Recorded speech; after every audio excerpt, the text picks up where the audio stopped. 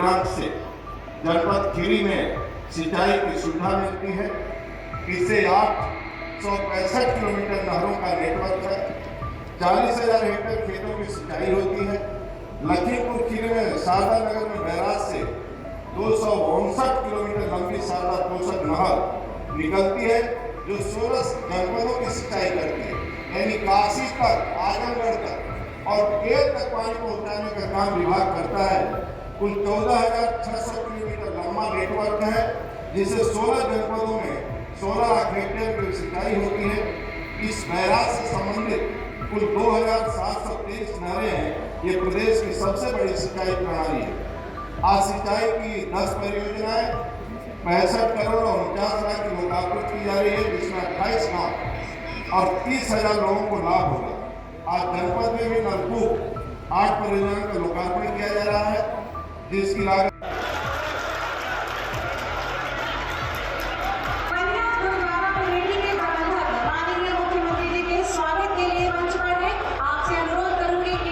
सभ्य समाज में आतंकवाद के लिए कोई जगह नहीं हो सकती, अराजकता के लिए कोई जगह नहीं हो सकती। भारत सरकार की सुरक्षा, सेवा और सुशासन का जो मॉडल है वह विकास पर आधारित है, गरीब कल्याण पर आधारित है और सबकी सुरक्षा पर आधारित है।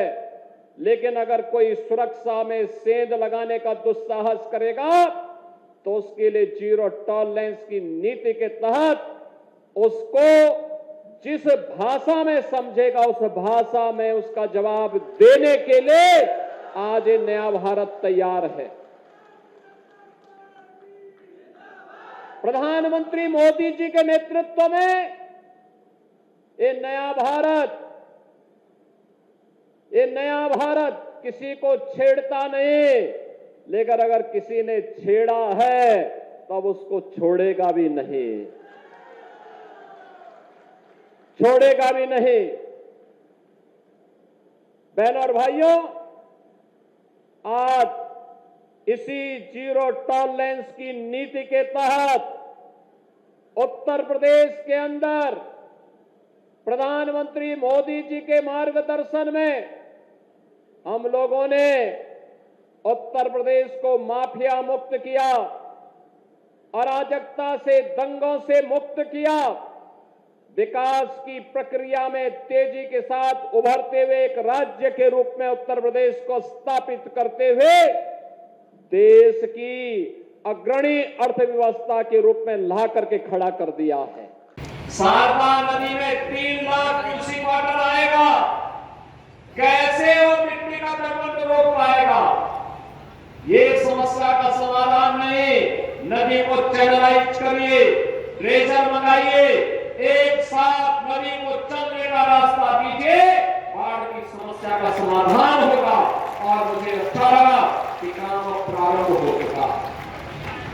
हाँ, मेरा मानना है, मैंने कह दिया है 180 करोड़ रुपए का काम अगर मात्र 22 करोड़ में हो सकता है, इस कार्य को हर हाल में 2 जून तक कंप्लीट कर दीजिए।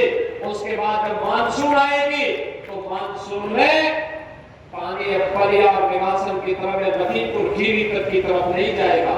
ये पानी सीधे बहते हुए आगे घाघरा नदी में, जब सरयू जी में, जब शारदा नदी में मिलती है, फिर आगे बढ़ते हुए कारवां आगे बढ़ जाएगा।